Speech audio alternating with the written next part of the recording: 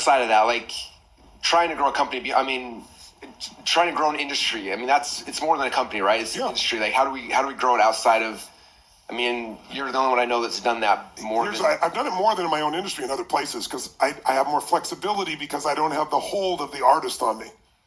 Do you understand? So in other industries where I've done that or other places I've done that, it's what I've done is I look for someone who's going to be a partner who has resources I don't have. They're better. It's like us even. Like he has resources. I'm just talking about creativity, interest, experience, different than my own. Together, 1 + 1 = 5, not 2. So I look for those, but I'm also looking for somebody now strategically outside my mission who also could then buy the company. I want a built-in buyer. I want someone with built-in additional tools. So like for you, like if I wanted you right now, I have some options. And Mark Benioff is one of my dearest friends, and Salesforce is force of nature, 20 billion, worth 200 billion.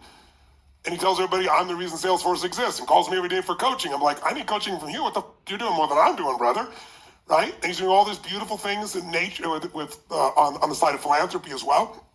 But if I look at something, I always know that's a resource for me.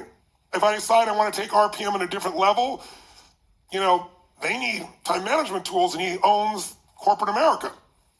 He's my biggest fan. So I can write a book with him, build it first, sell it to him for a large multiple, and then be his partner on the other side of it.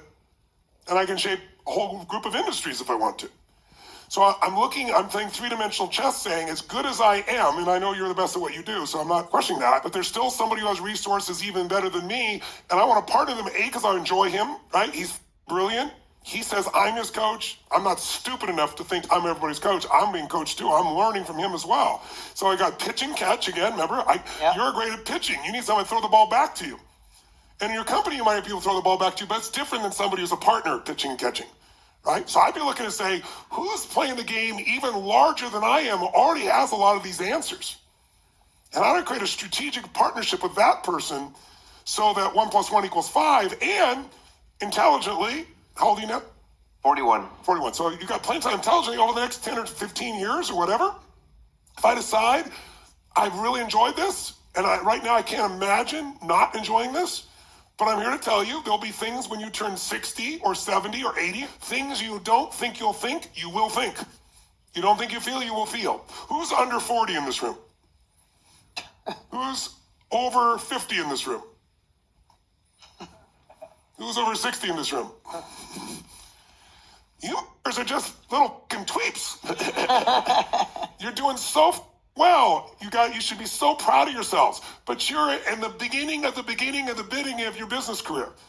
Your growth between 40 and 60 will be greater than you can imagine if you keep growing, and I know you will. But now's the time to start thinking strategically, because most of you have a promotion, let's be honest.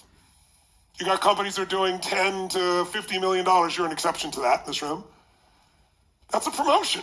It's not much of a company. I know you should be proud of it. I'm not denigrating it. I've been there. I'm just saying there's a much bigger game available to you in the next 10 or 20 years because you've earned the right to be open to those things now. And you're creative enough and smart enough. But I hope you don't leave here saying, I'm just going to keep doing this, trying to net more out of this business, because